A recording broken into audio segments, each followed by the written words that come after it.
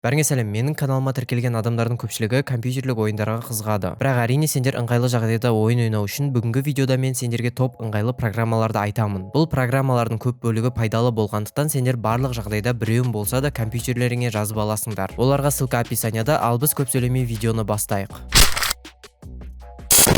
Ең алдымен, егер де сен геймер немесе мен сияқты ПК-да көп отыратын болсаң, онда әр уақытта саған көз ауруларынан сақтану керек. Себебі компьютерлердің қазіргі мониторлары көз ауруларына зиян болмаса да, сен дұрыс шараларды сақтамасаң, көзің жақсы қалыпта тұрады деп айтуға болмайды. Мысалы, барлық монитор пикселден тұрғандықтан көк түсті цветтерді шашады. Бұл көзге өте зиян. Осыған байланысты көп браузерлер мен программаларда ночной режим деген функция қарастырылған. Бірақ бұл функция идеал емес, себебі ночной режим ақ экранды қара қылса да, экраннан көк түстер кетпейді. Сол үшін мен сендерге Flux деген программаны ұсынамын. Бұл программа ПК-да көп орын алмайды да, бірақ беретін плюсы өте жақсы. Себебі осы программа арқылы сендер өз мониторыңның цвет градусын уақытқа байланысты настройка жасай аласыңдар. Мысалы, түнге қарай компьютерді қолданатын болсаң, өзіңнің уақытыңа байланысты көк түсті алып тастауға болады. Кейінірек сосын түнге қарай компьютердің экраны ночной сары түске айналады. Одан кейін таң атқанда қайтадан қалпына келетіндей істейсің. Әрине Windows 10-да осыған ұқсас ночной режим деген функция бар, бірақ Flux-қа қарағанда қатты удобный емес. Өйткені Flux-та сендер өз көздеріңе байланысты настройка жасай аласыңдар. Және бір ғана уақытта, яғни түнде ғана емес, мысалы бір күннің ішінде 3-4 таймер қоюға болады. Сонымен қатар программада барлық адамдарға келетін дефолт настройкалардан бөлек кастомный настройка да жасауға болады. В общем, программа өте ыңғайлы, ссылкасы описанияда. Келесі программа Dism++. Бұл программаны удобность жақтан емес, безопасность жақтан пайдалы деп айта аламын. Себебі қараңдар, сендерде егер ПК-ларың 2-3, даже 5-6 жыл тұрса, онда явно сендерге қанша затты удалить етсеңдер де компьютерде память жетпейді. Бұл ПК-дағы сендер мүлдем удалить ете алмайтын временный файлдардың кесірі. Временный файлдар көбінесе ойын скачать еткен кезде сендерде сақталып, оны удалить еткеннен кейін қалып қояды. Қараңдар, бұл программаны қолдану үшін бірінші скачать етесіңдер, одан кейін ашқаннан кейін главный экранда очистка деген вкладка бар. Осы вкладкада астына түсетін болсаңдар, временный файлы деген жер тұрады. Осыған галочка қойып, очистка дегенді басасыңдар. Сосын напоминанияға окейді басып, 10-20 секунд күтсеңдер, сендерде кәдімгідей размерде память босап қалады. Мысалы, менде 44 гигабайт болса да, бұл еще мен бір ай тазаламағанның өзінде. Сондықтан сендерге де осы программаға мән беру керек. Егер де дұрыс емес затты удалить етіп аламын деп ойласаңдар, қорықпаңдар, программа өзі сендер ұзақ уақыттан бері қолданбаған файлдарды ғана удалить етеді. Типа кейбір ойындардағы керек емес фотолар мен автоскриншоттарды ғана. Және удалить етіп болғаннан кейін программаны өздеріңе сақтап қойсаңдар болады. Ол көп память алмайды, бірақ әр кезде керек болады. Бұл программаға да ссылка описанияда. Енді мен сендерге шынымен де пайдалы антивирусты көрсетейін. Мән берсеңдер, көп интернеттегі CCleaner, Dr. Web деген типа антивирустар ПК-дағы вирустарды қараудың орнына сендердің оперативкаларыңды жеп отырады. Сонымен қатар компьютердегі барлық скачать еткен файлдарды вирус бар болса да, жоқ болса да артық блокқа қояды. Бұл программалардың пайдасы тек қана әдемі логотиптен басқа ештеңе емес. Ито маған олардың түрлері жынға тиеді. Осы үшін көбісі оларда жазғанша Windows безопасностьті қолданады. Мен келісемін, Windows безопасность өте жақсы встроенный антивирус. Бірақ естеріңе салсам, бұл да оперативканың көп бөлігін жейді. Әр нәрсенің минусы бар. Алайда мен оперативканы жемейтін де, вируспен жақсы күресетін де антивирусты таптым. Бұл антивирустың аты MalwareBeats. MalwareBeats-тің мықтылығы еще бесплатный версиясын мәңгілік қолдана беруге болады. Сендерден премиум сатып алудың керегі болмайды. Программаны қолдану үшін описаниядағы ссылкамен жазып аласыңдар, одан кейін настройкаға кіресіңдер. Сосын проверить наличие обновления дегенді басқанда сендерде версия актуальна деп жасыл галочка шығуы керек. Ал егер де олай шықпаса, өзі обновление жасалады. Сосын настройкадан шығып, ортасында тұрған проверка деген кнопканы баса беруге болады. Бірақ ең дұрысы бұл процесті безопасный режимда істеген дұрыс. Себебі безопасный режимда көп вирустар әлсіз болады. Ол үшін пусктағы поисқа конфигурация системы деп жазамыз. Одан кейін соған кіріп, безопасный режим дегенге галочка қойып, применить окей дегенді басамыз да компьютерді перезагрузка жасаймыз. Енді компьютер безопасный режимға кірген кезде MalwareBeats-ті қосамыз да проверканы бастаймыз. Осыдан кейін бірер уақытта күтеміз да, біткеннен кейін сендерде 40-50 немесе одан да көп объект шығады. Сосын карантин дегенді басасыңдар, болды. Осыдан кейін сендерде компьютер нормальный тазарып қалады. Бірақ кейбіреулері ойлауы мүмкін, менде компьютерімде вирус жоқ, маған бұл программа керек емес деген сияқты. Сендерге осы жерде бірдеңке айтайын.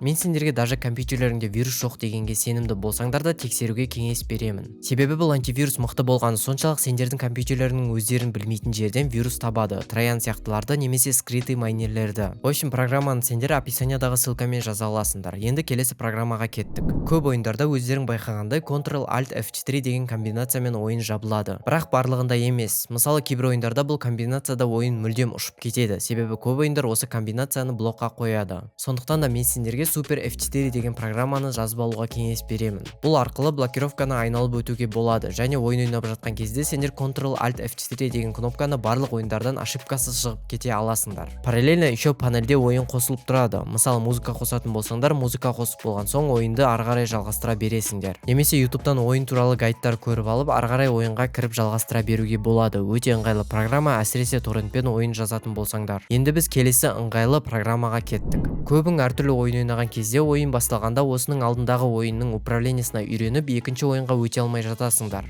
Бұл ыңғайсыз. Сол үшін біз көбінесе сразу управлениені өзгертуге кетеміз. Себебі барлық ойын бізге сондай шанс береді. Бірақ әр настройканы өзгертіп отыру қатты ішті пыстырады. Сондай болмас үшін мен сендерге Kitwig деген программаны кеңес беремін. Бұл программада сендер бір рет өздеріңе ыңғайлы настройканы қойып алып, одан кейін сол настройканы барлық ойындарға бір кнопкамен қолдана аласыңдар. Немесе жай ғана дауыс өшіретін, немесе микрофон өшіретін кнопкаларды қойып қоюға болады. Бірақ мен мысалы бұны қолданбаймын, себебі микрофонның өзінде өшіретін сенсорный кнопка бар, ал ойындағы управлениеге мен былай да үйреніп кетемін. Негізінен дефолт настройкамен ойнаймын, сондықтан қатты қиналмаймын. Бірақ кейбір адамдарға пайдалы болуы мүмкін. Енді келесі бізде болатын жағдай, көбіміз бір затты скрин жасағымыз келеді, бірақ Windows-тағы скрин системасы қатты ыңғайлы емес. Сол үшін мен сендерге Sharex деген скриншот программаны ұсынамын. Бұл программада скрин жасаған кезде барлық экранды ғана емес, кішкене өзіңе керекті бөлікті де скрин жасауға болады. Сонымен қатар ол скринді сол моментте өзгертіп, түрлі смайликтар, сызықтар, фигуралар және жазулар істей аласыңдар. Қысқасы программаның өзі кішігірім Photoshop сияқты. Даже скрин жасап болған соң оны обычный Ctrl-V мен барлық чатқа жібере аласыңдар. В общем, программа вообще имба. Онымен қоса бұл программаның официальный сайтына кірсеңдер, тегін скачать етуге болады. Еще тек қана фото емес, тағы да видео түсіре аласыңдар және оны да скрин сияқты Ctrl+V мен барлық чатқа жіберуге болады.